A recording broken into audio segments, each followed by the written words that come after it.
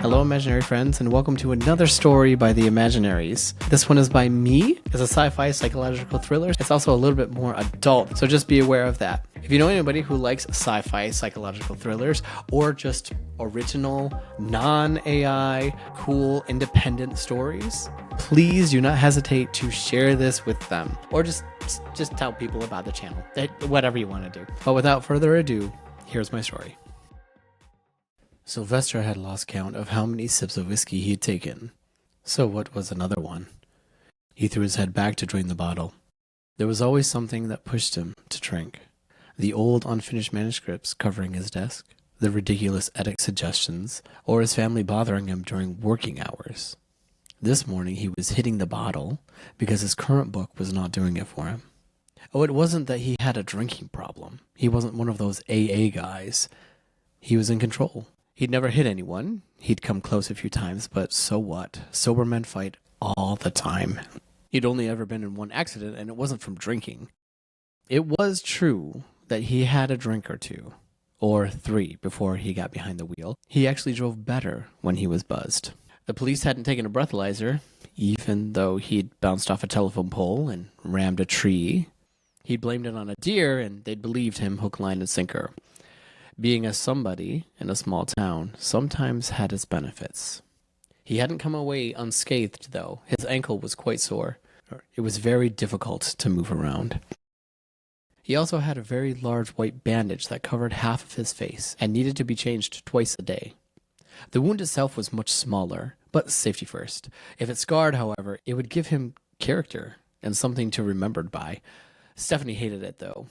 She'd come around when she saw how much more ruggedly handsome he was because of the scar. The whiskey went down smooth and warmed him more than an embrace, reaching all the way to his fingertips.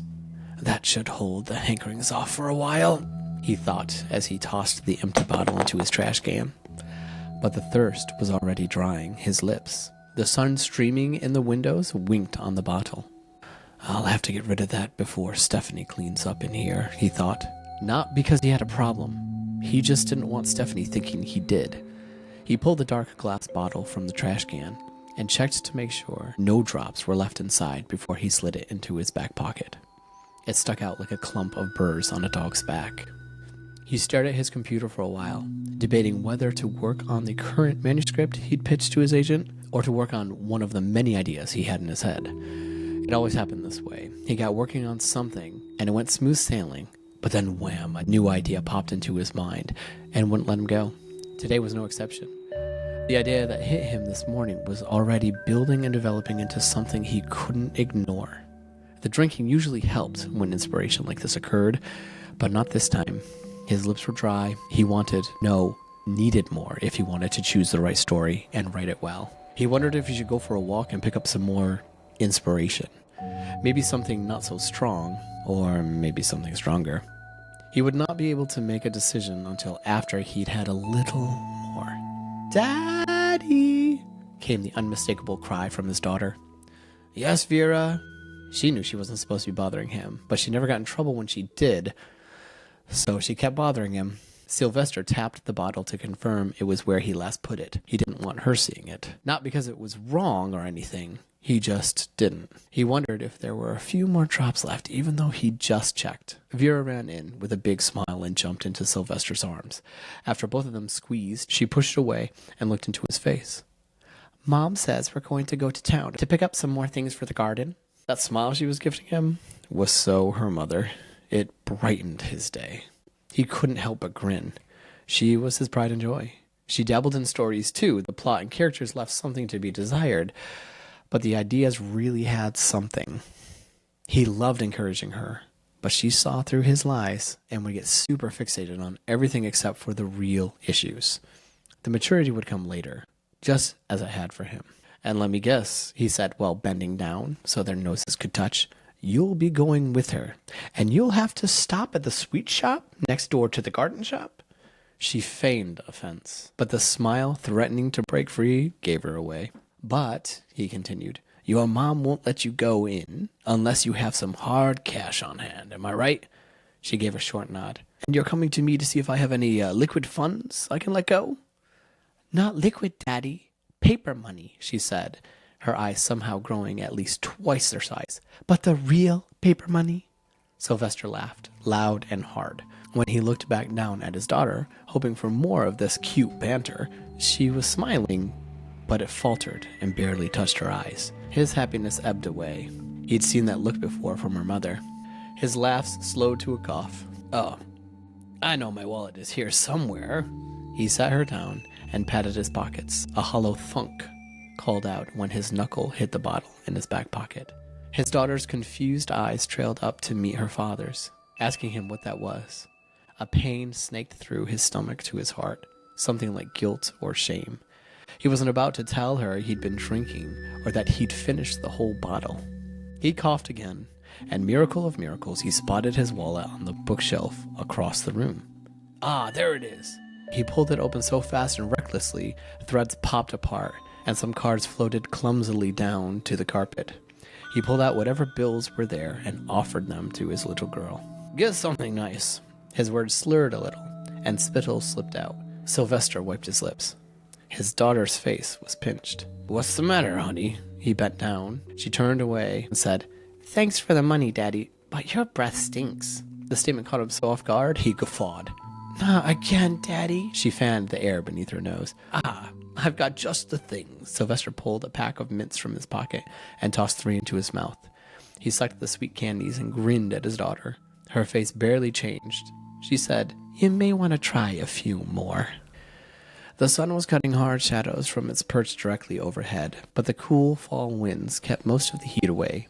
Vera ran out of the house first, sprinting for the car. Sylvester limped out after her, his hands in his pockets.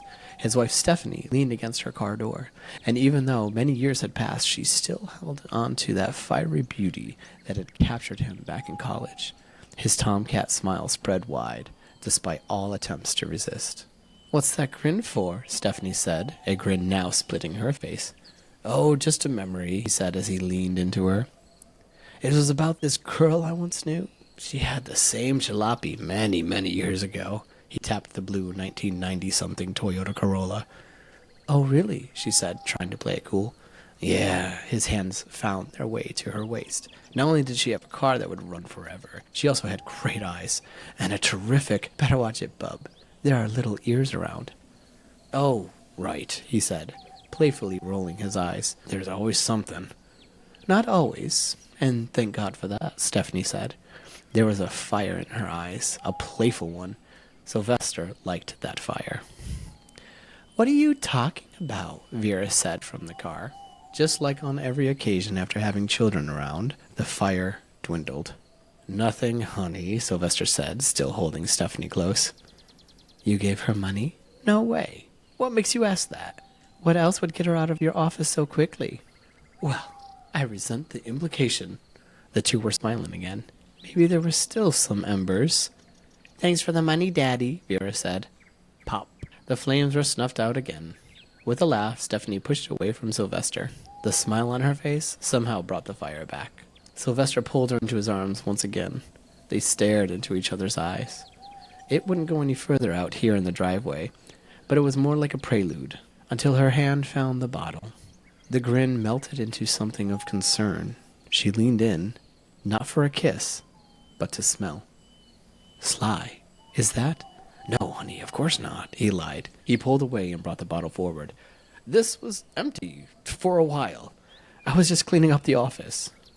She eyed him, wanting to believe, but he knew she didn't. He smiled and tried to brush it off, but the look never left her face, even when she said, Okay. The tension between them was thick. He needed to say something, anything, but he couldn't. Anything he said would be taken as a sign of guilt. But then maybe if he stayed quiet... You have any plans this afternoon? Stephanie said. Her tone was on the border of pain and disappointment. I'm probably going to go for a walk. He stared down the road like he was planning his route. With that ankle? She asked. The undertone was accusing. Sylvester shrugged. Just looking to clear my head. Well, when you've got no car, what else can you do? Nothing better than a walk. And a stiff drink, he thought. Righto. His smile was back. Stephanie pulled out of the driveway, but not without giving a trepid backward glance through the window. Sylvester noticed, and although it hurt, it also made his thirst much, much greater. Vera waved from the booster in the back seat. He returned the wave along with a wide, open-mouthed smile. As soon as the car was out of sight, his smile crumbled. He looked 15 years older. He would go on his walk, right to the big box store to pick up one of the oversized bottles of whiskey. Now that he had his plan, there was nothing else on his mind. Not his story, not his family. It was like they didn't exist at the moment. Nothing did except for the drink. Until, "Hello there." The voice startled Sylvester enough to clear his mind of anything. He spun towards the voice instinctively. It came from across the street. A man leaned against a tree. He wore an old, long, blonde trench coat and a matching fedora hat. The brim obscured most of his face. Sylvester stared for a while. Something inside of him screamed danger. "Hello," he said consciously. There was a brief time a few years back when another one of his books showed up on some of the best books of the year list, and there was a man who just happened to be a few places Sylvester liked to eat at the same time, a few days in a row. Stephanie called it stalking. Sylvester called it an overenthusiastic fan. The police agreed with Steph. A restraining order was issued and the problem was resolved. This moment felt a little like that. Sylvester took a half step backwards. A pain shot from his ankle all the way up to his hip, but it wasn't slowing him down. Something about this guy was off. The stranger in the hat pushed away from the tree and walked forward. "Sylvester, we need to have a talk." He knew his real name. Not a good sign. "I'm not sure we've had the pleasure." Sylvester trailed off as he backed away, but too slowly. The man was speeding up and had crossed the street and was already in the driveway. The stranger continued, "I'm more than acquainted with you. I know you better than anyone." He kept coming. An intense dizzy spell pulled at Sylvester, and he almost tumbled over. The man across the street stumbled at the same moment, but instead of recovering, he fell to one knee. Sylvester took the opportunity to not run, but kind of toddler walk to the house. He crashed through the front door and locked it.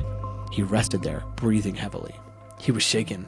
He wanted to call the police, or Stephanie, or its agent, anyone. If he got a hold of one of them, he'd feel safe again. Before going for his cell phone on the other side of the house, he checked out the window to see if that man was still there. He was nowhere in sight. That was a bit of a relief. He walked with wobbly knees towards his office at the back of the house. The plan was clear. He'd call the police, wait for them to come, and then go to the store for the whiskey. But what if the police wanted to write a report? It could take hours. No matter how obvious the right choice was, he argued with himself all the way to the back of the house and had not gotten closer to answering the question of whether he should call the police or not. He walked through his office door and was hit with another dizzy spell. He stumbled onto his couch, where he usually napped, and saw a pair of shoes at his desk. He sat up, despite the dizziness, and came face to face with that stranger from outside. But something was wrong with his face. Sylvester tried to shake his head free of dizziness or dreaminess, anything that was in there screwing with his vision, because the man sitting across from him had a striking resemblance to himself. Sylvester couldn't move. He couldn't speak. He couldn't think. "I know this is hard for you," the other man said. "It's also hard for me. We're not meant to be in the same place at the same time." He pulled a silver flask from his trench coat and took a quick nip and returned it to his pocket. If Sylvester sat still, the room spun less, and he felt somewhat normal. So he rolled into a comfortable spot on the couch and laid very still. "I don't understand what's happening," Sylvester said. "If we're not meant to be in the same place, just go." He wished this man, this doppelganger, would leave. His brain felt like it was vibrating and his eyes were barely able to focus.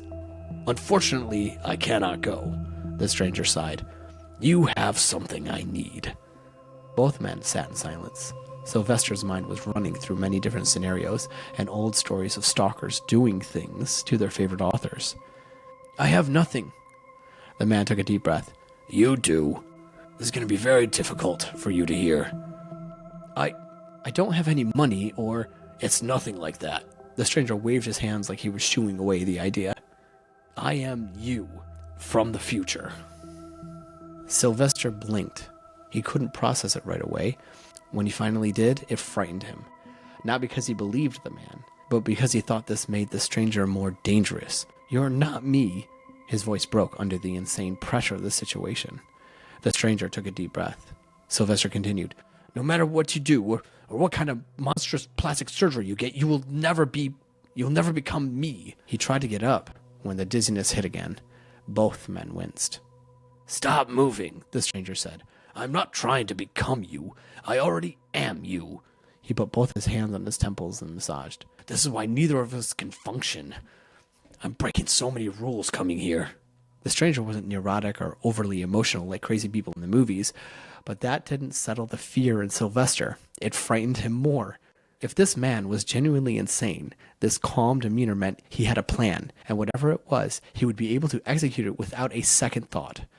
"Oh, okay, if you're me from the future, you'll know things about me only I know." Sylvester wanted him talking.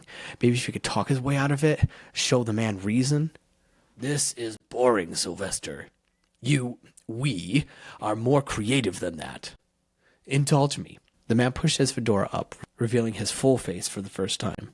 Sylvester took an involuntary breath. The resemblance was uncanny.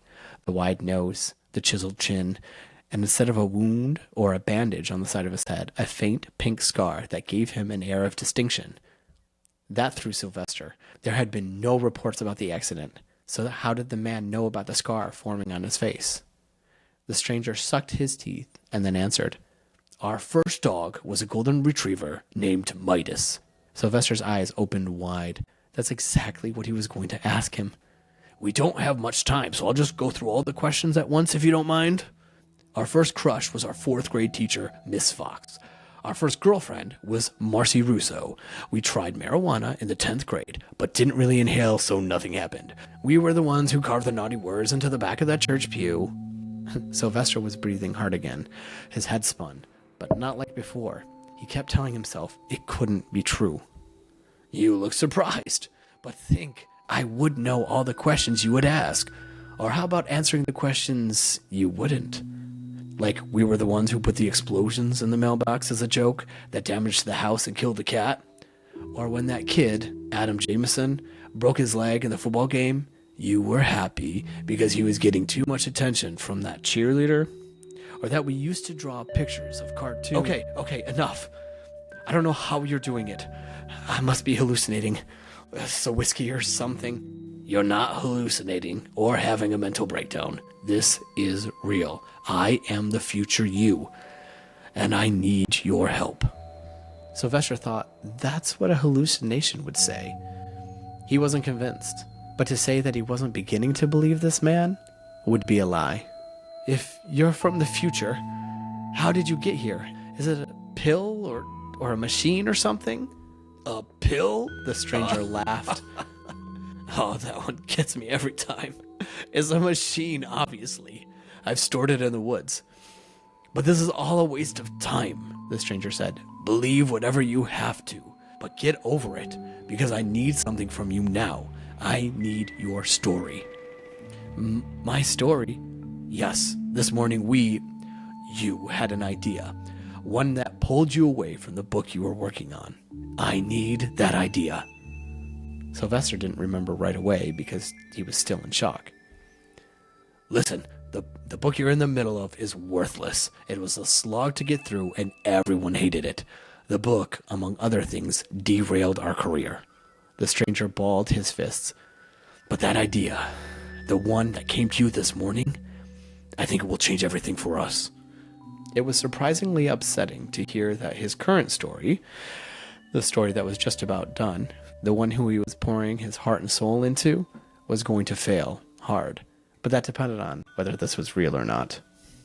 "If you are me, then why do you need the story from me? Don't you have it up here?" Sylvester pointed to his own head. "Why didn't you develop it already? Why didn't you have it published?" The stranger didn't answer right away. We couldn't. There's something..." He took another swig from his flask. "I have writer's block. But it's worse than that," he grimaced. "I cannot even come up with ideas any longer. We are utterly useless." The stranger's shining eyes met Sylvester's. The longer they stared at each other, the stronger the vibrations in Sylvester's head shook. He broke the stare, and his head slowly went back to normal. "So you need the stories to get back on your feet," Sylvester said, more to himself.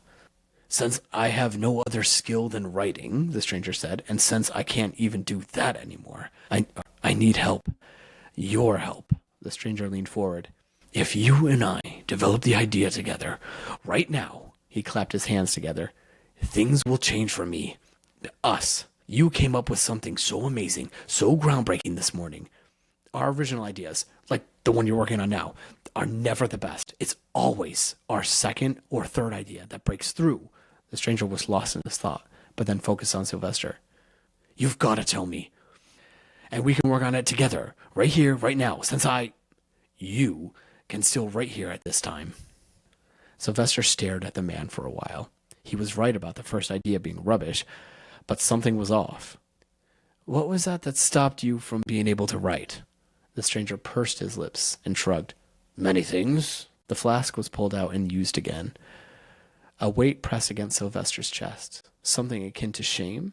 He had a feeling that he knew what the culprit was, the thing that ruined his future life. He thought he'd smelled it on the stranger's breath. He should have used more mints. Sylvester cleared his throat. Is it because of alcohol? The man laughed. No. But his hand shook as he slipped the flask back into his pocket. Sylvester thought he'd feel relieved with his answer. Instead, he didn't believe him. Okay, he said. He was reminded of Stephanie's answer to him earlier when he said it. Actually, we have now is alcohol. The stranger pulled the flask out again and took a deep draught. It's the only thing that keeps us, going. Hearing this in his own voice, hearing the liquor on every word, disgusted Sylvester. This man, if it was him, this is what he had to look forward to becoming. If it's something, an event or whatever, why can't you stop it? Go further back and stop everything from happening. Because, the stranger said, this is the only... He wiped his lips, which made Sylvester wipe his own. I need a story, the stranger said. This is what I came back for. Sylvester's stomach tightened. What would push him to this? You said your time was short. Does that mean it happens today? You're trying to get the idea out of me now before I lose my talent? The stranger didn't say anything. He kept his eyes downcast. So if I'm right and something or some things happen today, and you decide to tell me, can I prevent whatever it is? No, the man said plainly. Are you not telling me because if you tell me what happens, you're breaking another law of time travel? No. So why not tell me? Will you disappear or something? No, that's an ignorant perspective. A new timeline branches off with new results. So if I change something, nothing happens in your timeline? The stranger shook his head. Then why not tell me? Because it never helps. Wait, you've done this before? The stranger nodded. 17 times. He twisted the flask to reflect the light streaming in the windows. Sylvester moved to stand, but was struck for a moment with dizziness, but it passed quickly. Maybe his body was getting used to the idea of the two of them sharing the same space. The stranger slammed his fist on the desk. There's no time for this back and forth. This moment is such a sliver of a chance. You lose it all in such a short time. You need to tell me before they come... He cut off his slurred words. Sylvester searched the stranger's face for any signs of an answer. What could be so devastating? The question hung in the air unfinished. The stranger said nothing, but his eyes welled with tears. Something in Sylvester's heart screamed. Something in his mind warned. I am so frightened to say this because I don't know if I want to know the answer. Tell me what this tragedy is, or I refuse to tell you anything about my ideas. The stranger sighed deeply. It always comes to this. Why do I expect anything different? I should leave and try another. No, please. Sylvester stood. The dizziness hit him so hard he thought he'd pass out, but he steadied himself. Please, he said again. It won't make any difference. It never does. I must know, Sylvester's voice broke. He already knew. The stranger breathed deep and shut his eyes. It's probably too late already. He shook his head, but then continued. Today, a boy named Stephen Dunham, is testing the limits of his new truck. He began his day mudding it on some backwoods trail, getting it so filthy that the red was barely visible. He tested the stone roads, then the main roads. Sylvester stood very still. On Highway 42, Sylvester shook his head. He could see it. He could feel it coming. He loses control and crashes into a blue Toyota Corolla. No. Killing both females inside. No. The room was silent, but the tension was as thick as water. Are you telling me my wife and daughter are dead? Before the stranger could answer, Sylvester continued. Why did you let me go on? Why didn't you tell me right away? Why don't you go back further and save them? Why waste your time on me? I've already told you, the stranger yelled. Both men stared. Even though the vibrations in their heads were painful, they stared at each other with disgust, shame, and hate. Things in my world don't change your world, Sylvester said. So if you saved them, it would mean nothing to you? That's right, the stranger growled. You don't care about them, Sylvester whispered. You don't care about them, he shouted. No, I don't, the stranger yelled. I came back to get that story from you so that when you fall apart, you have at least something to fall back onto.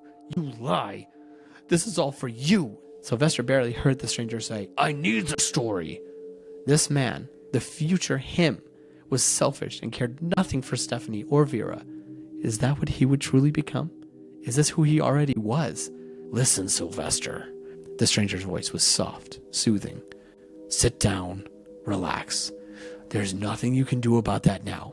But you can take this opportunity to develop the story with me. You can use it in this timeline, and I can use it in mine. You can heal from it. You'll thank me later when you have enough money to drown yourself in this. He held up the flask again. Sylvester wanted to jump across the room and pummel the man, but that would be even less productive than developing the story. When does it happen? What time? He couldn't bring himself to say it any other way without breaking down. Listen, there's a reason why I didn't, the stranger began, but Sylvester cut him off. What time? 11:42. The clock on the wall said 11:12. You've tried to save them, Sylvester said, but I haven't, and I'll do anything to stop from becoming you. He stumbled out of the room. The further away he got from the stranger, the more normal he felt. He was able to walk, then limp run through the house without stumbling. You'll fail, the stranger cried from the office. What's written is written. Nothing can change it. Sylvester barely heard and didn't even think of replying. But before he made it out of the house, the stranger cried one last thing. Godspeed. Sylvester rushed out of the house. His ankles screamed and kept collapsing under his weight. He had limped about halfway down the driveway and stopped. He was not going to make it like this. Time was slipping away, like water through cupped hands. He needed something that would do all the work. There was only one motorized vehicle left on the property, the riding lawnmower. He jumped on and tore down the driveway and onto the road.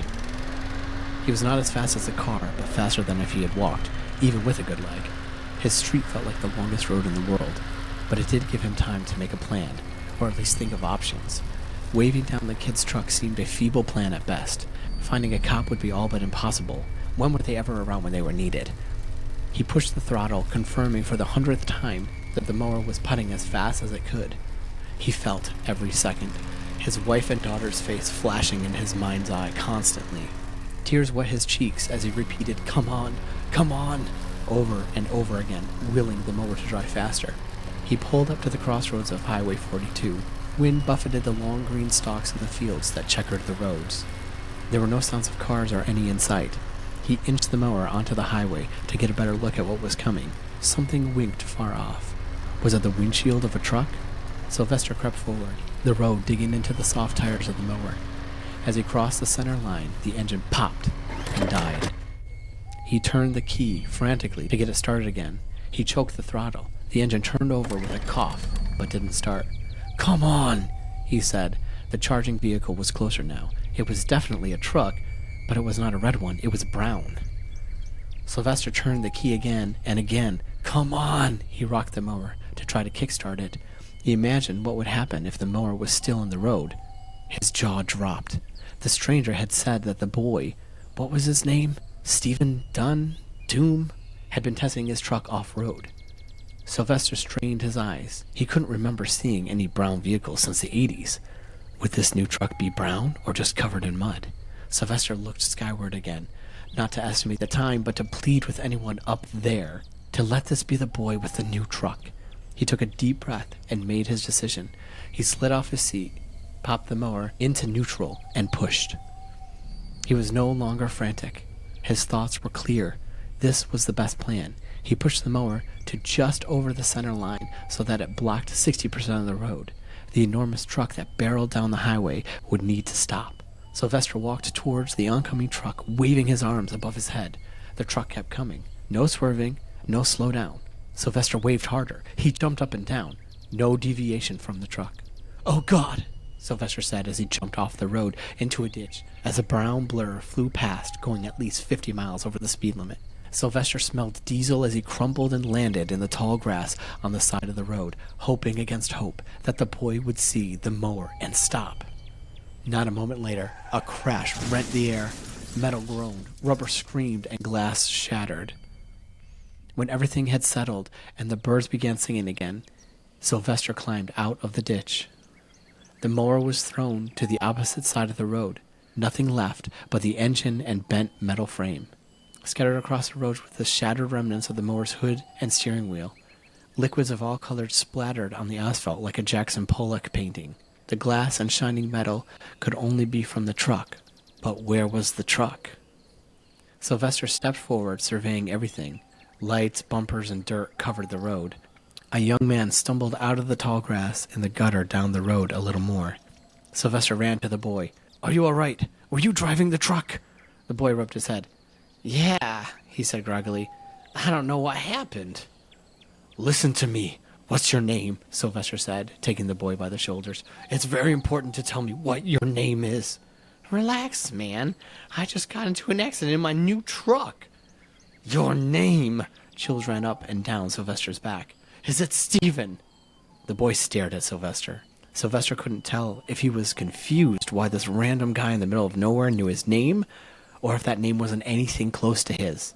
Moments passed. It was probably only a few seconds, but it felt like forever. Sylvester shook the boy. "What is your name?" "It's Stephen. Gosh, man, back off." Sylvester fell to his knees, sobbing. "What's your problem, man? Why are you crying? You weren't the one in the accident." By the time Stephanie and Vera were heading home and made it to the intersection on Highway 42, the sun was dipping beyond the horizon, and there were at least 6 cop cars, 2 fire engines, and an ambulance. A tow truck was pulling a very dirty pickup truck out of a ditch, and the police were still taking pictures of what looked like a tangle of metal the size of a bush. Only when the flash went off did Stephanie realize it was a busted-up lawnmower. She let her car roll slowly through the mass of emergency personnel until one of the policemen stopped her so that the tow truck could pull the truck completely free. "What happened, Mama?" Vera said. "I don't know," Stephanie whispered. She offered up a prayer for those affected by the accident. There was a young boy, it looked like the Duncan's boy, sitting on the back bumper of the ambulance. He seemed all right, though. His new truck, on the other hand, was a mess. All the airbags were deployed, and the front of the truck was barely a snub nose. He'd never take that out for another joyride again. Vera was looking at the emergency lights reflecting off the trees. Stephanie followed her eyeline and couldn't help but think that they were pretty. "Maybe Dad knows what happened," Vera said. "Oh yeah? Why is that?" Stephanie said, still admiring the lights. "Because he's there, with a policeman." Vera pointed, and yes, it was Sylvester, but he was handcuffed and being put in the back of the cop car. Stephanie threw the car into park. "Stay here," she said before running to Sylvester. "Sly!" she cried before the cop could shut the door. She dropped to her knees and grabbed Sylvester's hands. "What happened?" She searched his eyes, which were strangely bright. Before Sylvester could say anything, the young cop said, "Hey, Mrs. McCormick, he's in some trouble. He pulled a riding mower onto the highway. Got smashed all the sorry, ma'am, it got hit. Luckily, no one was hurt." Stephanie touched Sylvester's cheek. He leaned into her caress. "Seeing that he caused an accident, ma'am," the cop continued, "and he was pretty drunk, he's probably going to see some, He stopped short, unsure what else to say. "Sly," Stephanie said. "You were drinking again." The young officer excused himself, saying something about helping with the truck. "I know this looks bad," Sylvester said, "but all that matters is that you two are safe." "Did you think that we were in trouble?" Stephanie stared into Sylvester's eyes, but he was focused on something far beyond her. His mouth moved to form the words, "Thank you," silently. Stephanie turned to see. Firemen walked lazily around the scene. People stood on the other side of the caution tape. A woman with a ponytail, a man with an old hat, a bald man. None of the faces registered with her. She was still in shock, and they were all in shadow. There was a commotion around the sheriff's car. The young officer was being yelled at by the sheriff. Something about leaving the suspect alone. "Steph," Sylvester said. She turned to look back at him. Panic was rising in her chest, but he looked better than he had in a long time. "I'm so glad to see you," he said with a genuine smile. Tears pricked Stephanie's eyes. "What are we gonna..." She cut off. "Everything's going to be all right."